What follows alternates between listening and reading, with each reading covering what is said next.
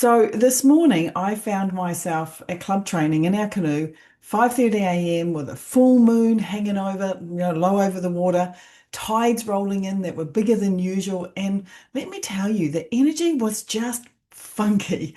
Like, those mornings where everything just feels a little bit off? Well, that was yesterday. Now, we're 1 week out from our state sprint championships for outrigging. And honestly, I didn't actually want to be there. But more on that in a minute, because what happened during the training session revealed something that I see play out in my clients' businesses every single day. And if you've ever felt like you're working hard but not getting the results that you want, or if you've ever wondered why some people just seem to execute at that higher level, well, this episode is going to land for you. So let me paint the picture for you. Our crew is eclectic to say the least. So we've got a young paddler who used to compete as a junior, but has just been social paddling up until now. We've got a novice air hostess who wants to be competitive, but can't quite commit. Then we've got the Tassie Devil. Now she's hardcore. She trains like an absolute machine and gives everything she has. She's awesome. And we also have our young gun who's super strong, but she's still relatively new to the crew, but she adds a great strength and power into the boat. And then we've got Nards. She's our calm, fun energy. She gives as good as she gets, but she hasn't paddled competitively in years. And then there's me. I give 100%. I train hard and I have incredibly high standards for everything that I do. Now, here's what matters for this story. On Saturday or last Saturday, five of us plus one other clubby who jumped in the crew to make up six, we trained together for 2 hours. Now we've got those state sprints champs coming up, and to be honest, we nailed it. It was a great training session. We locked down our starts, we locked down our transitions, we had really good power phase, we really practiced our finish, how we were going to end on a high. We even did 7 full race repetitions of 500 meters, and the last two 500 meters that we did, well, everything clicked into place, everything was spot on. Now, as an elite athlete, when you nail something down like that, well, for me, it's locked in. Everything we changed and revised throughout the session, everything we amended, everything that we did throughout that session to get the best out of the crew, for me, when we locked it in those last two, that's it, done and dusted. It's encoded. So for me now, the next step is just practicing how to put it all together and smoothing out any of the small little tweaks. So those fine details that are the difference that makes all the difference, right? Or at least that's how it works with our normal group of girls who are considered the elite crew, which is why I was genuinely surprised yesterday morning when we had the same crew set up, bar one person only. We ran through exactly the same training session. I just made it shorter because it was the morning and we had less time, slightly fewer reps, so to speak. And everything from start to finish was a complete and total mess. It was like nothing from Saturday was locked in. Now, before I continue the story, I need you to think about this in your own world. Maybe it's your morning energy routine. You figured out that when you do the specific, maybe it's sleep, then first thing in the morning, you drink a glass of water, then you go for a walk protocol. So it's your sleep, water, walk protocol. Yeah. You unlock those high focus work sprints when you sit down at your desk first thing in the morning because you've got the right fuel running through your body. Those days where you just feel unstoppable. The question I have for you is, do you do this consistently though? Or do you skip pieces when today's different? Do you wonder why your focus drops when you've already broken the very system that was working? Or maybe it's your content. You create one carousel that gets saves, it gets shares, it gets comments, all the signals that whatever you were doing, it's landing with your audience. But instead of saving that hook formula and batching 10 more with the same structure, you start from scratch next time. You chase the trend and you lose what was working. Does any of this sound familiar? Because here's what I realized in the canoe yesterday morning. Sitting there at 5:30 a.m. in the morning with the full moon overhead and everything feeling off. The difference between elite performance and mediocre results isn't talent. It's not even effort. It's whether you lock in it or lock it in and execute, or whether you keep questioning, adjusting, and reinventing what already works. Now, let me break down the practicality of this so you can see how this might unfold in your own life.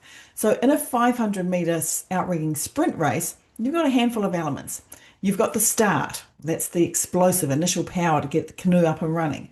You've got your power phase, this is the block in the middle where you want to really lengthen it out and let your engine room really drive it forward. You've got speed strokes when you need to like take it up for a little bit and just tap it up versus your power strokes, which is your deep strokes. You've got transitions between each phase within the race. But that's basically it, right? You've got these things, you know what they are. They're the building blocks of a successful race. And we practiced every single one of them on Saturday. But yesterday, only a few things were retained by a couple of our paddlers. And here's what gets really interesting that it got me really thinking about this. They actually took it upon themselves to add meaning to what I was coaching them on. They added pieces that didn't need to be there. They changed what we'd locked in to fit another interpretation that they'd given them. And essentially, what they did was they just overthought it. They did exactly what you may have done in your morning routine, your DM strategy routine, your content system. But do you know what Natalie Cook can be quoted as saying? Now, she's an Olympic gold medalist here in Australia. She won gold in the 2000 Olympics in beach volleyball. And when we were doing coaching with her, one of the things that she said was there is a huge, like massive difference between the person who wins gold at the Olympics and the person who wins silver and bronze, let alone the person who's just an Olympian. I say that, like just an Olympian. These are the elite of the elite, right? But think about it. Can you even remember who won silver or bronze at most of the Olympics? Most people can't. But the gold medalist, they're almost always that step ahead of everybody else. They are the difference. Now, why is that? Well, for a starter, it's their mindset. And what they do in sport is exactly what separates the top 1% from everyone else in business. Now, I know for me, myself, when I learn something new or lock down a strategy that works, it's done. It's encoded. I know what to do. Now it's simply a matter of executing it to the best of my ability. I don't need any more explanations. I don't need to be told again what we're doing. I'm not looking for nuance or interpretation or what do they really mean by that? Because what I'm doing here is I'm mentally and physically training myself to execute the plan. I'm training my unconscious mind how it is.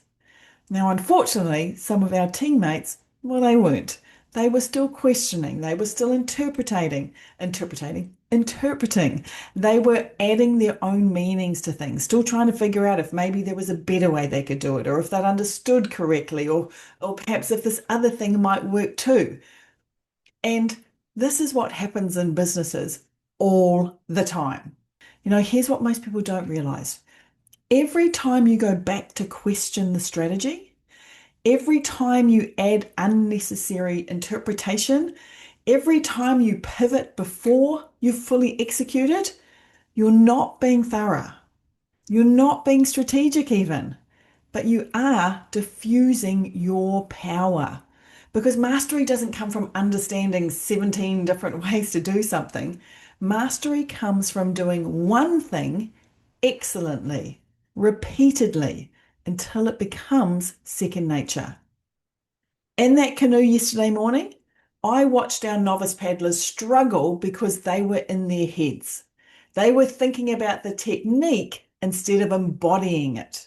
They were trying to remember instead of just executing. One was worried that she wasn't fit enough to paddle with the rest of us. The other one was worried well, am I getting this right? Meanwhile, the experienced paddlers, we were locked in. We were just doing our job. We weren't thinking, we were doing. And the difference in performance, well, quite frankly, it's night and day. Now, here's where I have to be really honest with you, because I'd be lying if I pretended I had this all figured out myself. Want to know why I was even at the training session this morning? I actually didn't want to be there. I was grumpy about doing this regatta at all. My unconscious agenda had reared its ugly head again, and I'd become a yes girl. I said yes because one paddler wanted to do the sprints. They needed a steerer, and I was the only one available, so I said yes. And this morning, I was reminded why saying yes was against my own rules. My rule that I would only say yes to things that give me joy. Sprints do not give me joy, especially in a crew that isn't aligned and doesn't regularly train together. Now, I'm doing this for one person in the crew. Now, I love it a bit. And, part of me is like, well, that's okay. But this is 100% the people pleaser pattern in me. It's kicking live and well here. So even as I'm talking about gold medal mindset and execution and high performance, I'm also sitting in a very human moment myself of realizing I'd completely abandoned my own boundaries. And isn't this the work that we're doing? This is where spiritual growth meets the high performance strategy, right? Because here's the truth. You can have all the execution skills in the world. You can lock in your strategy and you can execute flawlessly. You can be the gold medalist of your industry. But if you're executing on things that aren't aligned with your truth, if you're saying yes when your soul is screaming no, you're going to feel it. See that funky energy that I felt this morning? Yeah, I reckon the moon had a little bit to do with it. But that was probably more so my inner wisdom telling me that I was out of alignment. Because the real gold medal mindset isn't just about execution, it's about executing what's true for you.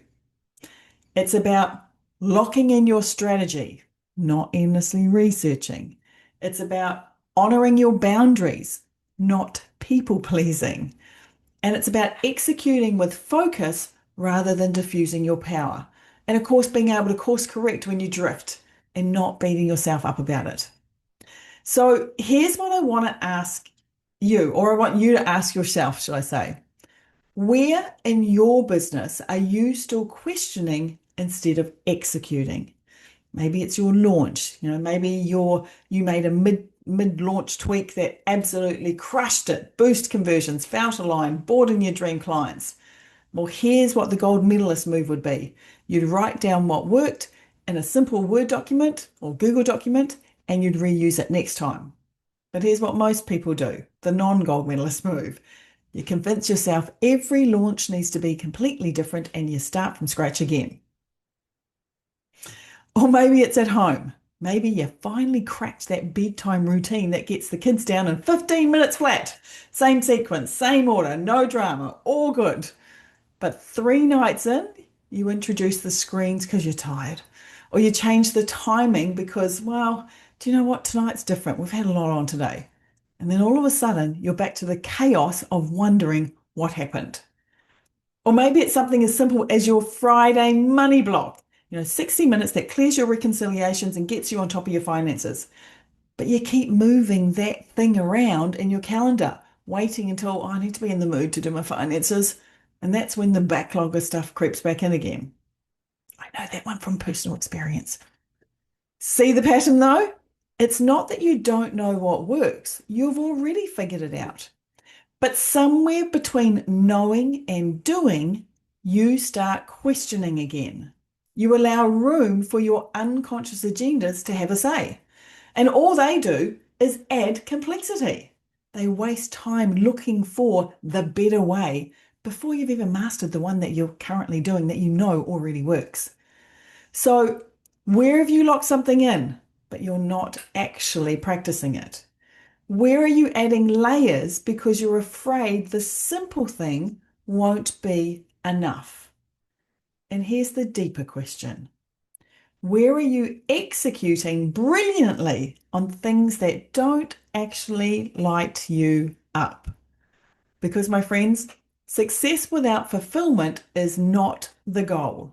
The goal is to be the gold medalist of your own life, which means executing at the highest level on the things that actually matter to you.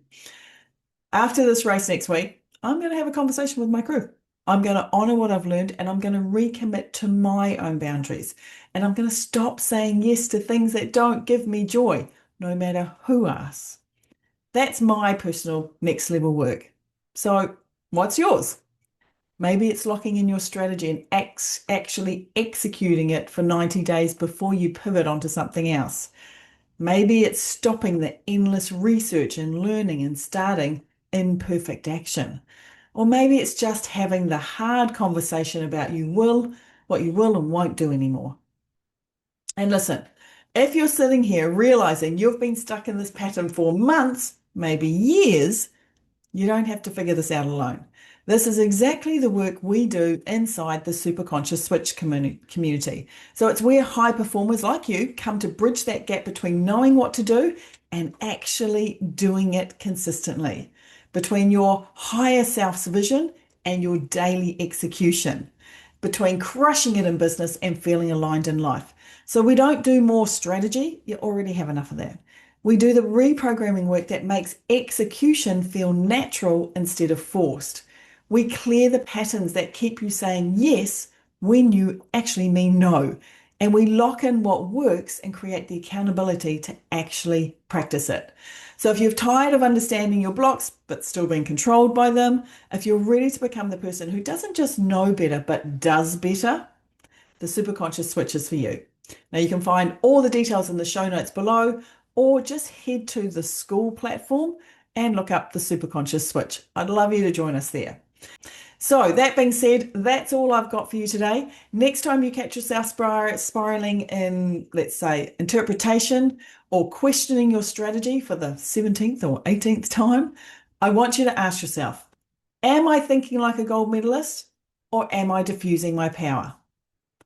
Lock in what works, execute it, and align based on your results. And make sure what you're locking in is actually worth your energy. All right, well, thank you for being here. Remember, hit that subscribe button. Let me know what you thought about this episode. Did it land for you? What was your takeaway? I monitor all the comments myself, so do let me know. All right, that's it from me. See you inside the community, and I'll catch you on the next episode.